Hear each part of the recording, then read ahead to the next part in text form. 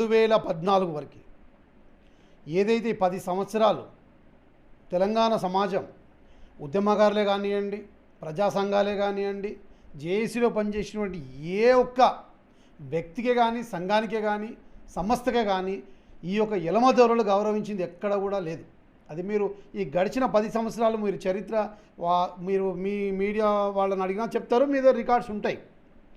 అన్న ఆ రోజు గద్దార్ గారు పాడినట్టు పాట, ఆ పాటలో ఒక ఊపు వచ్చి తెలంగాణ ఉద్యమంలోనే నంబర్ 1 పాట పాడి ఆ పాటతోటే కాలుకు గజ్జ కట్టి విన్నారా, ఆయన ఊరూరో తిరిగి కాలుకు బల్పం కట్టుకొని తిరిగి ఆ పాట పాడి ఇవాళ తెలంగాణ రావడానికి ప్రధాన భూమిక పోషించినటువంటి పాట పాడినటువంటి గద్దార్ గారికి ఆయన ఒక యుద్ధనౌక, ఆయన దళిత గిరిజన బడుగు బలహీన వర్గాలు పీడిత వర్గాల గురించి తన జీవితాన్ని త్యాగం చేసినటువంటి మహానుభావుడు, మహనీయుడు. అలాంటి వ్యక్తికి కనీసం మర్యాద లేకుండా గడిచిన 10 సంవత్సరాలు పాలించిన ఈ దుర్మార్గులు ఏ రోజు కూడా తనకు అవకాశం ఇవ్వకపోగా గేటు బయట 3 గంటల సేపు గేటు బయట కూర్చోబెట్టినటువంటి దౌర్భాగ్య ప్రభుత్వం గత ప్రభుత్వం అని సందర్భం చెప్తున్నాను. అదే మాదిరిగా మీరు చూసుకుంటే అందశ్రీ గారిని తీసుకోండి. ఆయన ఆ రోజు పాడినటువంటి జయ జయ తెలంగాణ పాట పాడినట్టు పాట యావత్ తెలంగాణలో ఒకటి ఉద్యమానికి ఒక ఆక్సిజన్ లాంటి ఇచ్చింది. ఆ రోజు అందశ్రీ గారిని మెడల మీద ఎత్తుకున్నాం, మనందరం తెలంగాణ జాతీయ గీతం అని చెప్పినాం.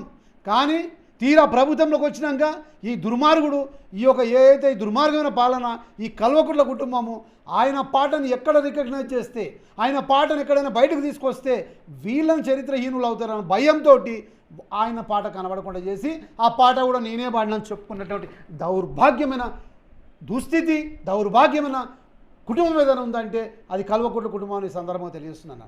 అలా ఇంకొక విషయం చెప్తాను.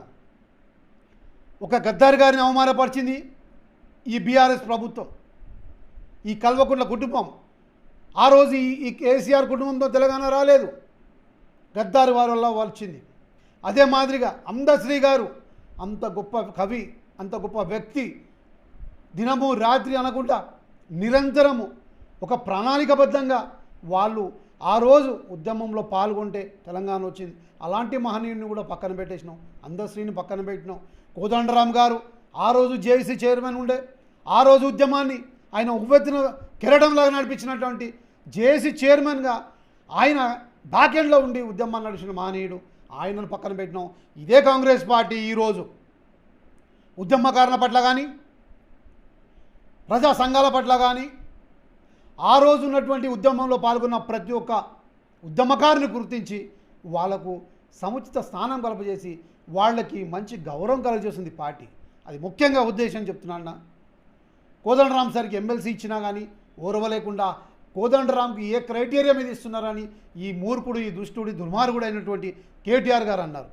అదే మాదిరిగా ఈరోజు తెలంగాణ వచ్చినటువంటి 2014 ఇప్పటివరకు 10 సంవత్సరాలతో తెలంగాణ ఒక గొప్ప మార్పు, గొప్ప సంస్కృతి, గొప్ప సాంప్రదాయం తీసుకొచ్చినటువంటి మా గౌరవనీయులు పెద్దలు రేవంత్ రెడ్డి అన్న గారికి తెలంగాణ సమాజం అభినందనిస్తుంది. ఎందుకంటే ఈరోజు నంది అవార్డును పక్కన పెట్టి ఈరోజు ఏదైతే గద్దార్ అవార్డు తీసుకురావడం నిజంగా మీ మీడియా పక్షాన, మీ మీడియా తరఫున, మీ మీడియా ద్వారా మా ముఖ్యమంత్రి రేవంత్ రెడ్డి గారికి చేతులు వచ్చి జోడించి ఆయనకు అభినందనలు, నమస్కారాలు, కృతజ్ఞతలు తెలియజేస్తున్నాను.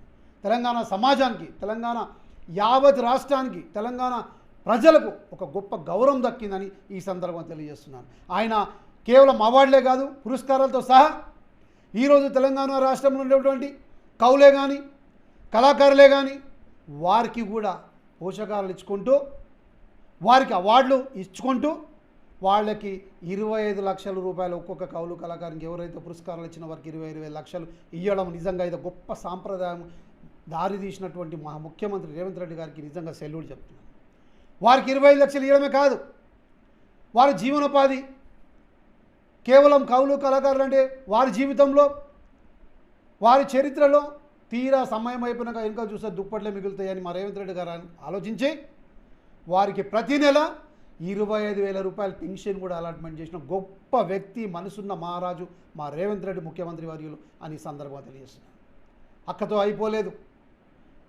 కవులను గౌరవించుకుంటున్నాం, కళాకారులను గౌరవించుకుంటున్నాం, ఉద్యమకారులను గౌరవించుకుంటున్నాం, తెలంగాణలో ఏ ఆకాంక్షతో మనం తెలంగాణ ఉద్యమం చేసి ఏ ఆశయం గురించి తెలంగాణ సాధించినామో ప్రజలందరూ 4 కోట్ల ప్రజల ఆకాంక్ష ఆశయం ఏదైతే తెలంగాణ వస్తే మా జీవితాలు మారుతాయి, మా జీవితాలు ఆత్మ గౌరవంగా బ్రతుకుతాము అనే ఆశయంతో తెచ్చిన తెలంగాణకు ఈరోజు మొదలైంది అసలైన తెలంగాణ అని ఈ సందర్భంగా తెలియజేస్తున్నాను.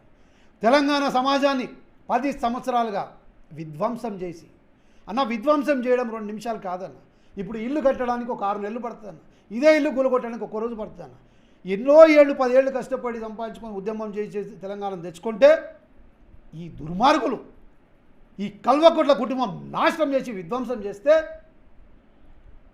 రాష్ట్రం ఉన్న బడ్జెట్ అంతా ఏమంటారు దాన్ని ఒట్టి కుండలు చేతిలో పెట్టిపోయి ఈరోజు నవ్వుతున్నారు. ఎట్లా చేస్తారు చూస్తామని.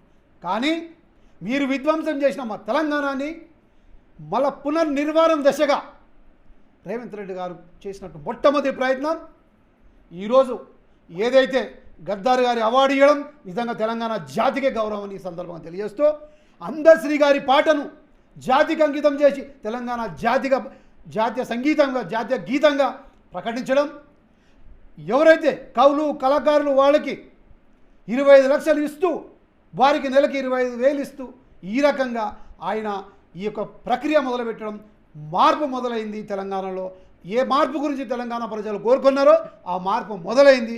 దశ దిశ తెలంగాణ బంగారు తెలంగాణ మార్చడానికి 100% రేవంత్ రెడ్డి అన్న గారు కృషిలో ఉంది, కృషి చేస్తున్నారు. ఆ కృషికి తెలంగాణ సమాజం అందరూ కూడా ఈరోజు గ్రహిస్తున్నారు, సపోర్ట్ చేస్తారు. ఖచ్చితంగా మా ముఖ్యమంత్రి వర్యులు రేవంత్ రెడ్డి అన్న గారు 100కి 150% బంగారు తెలంగాణ చేసే నిరూపిస్తారని ఈ సందర్భంగా తెలియజేస్తూ ఆఖరిగా ముగించే ముందు ఒక మాట మాట్లాడేసినన్న.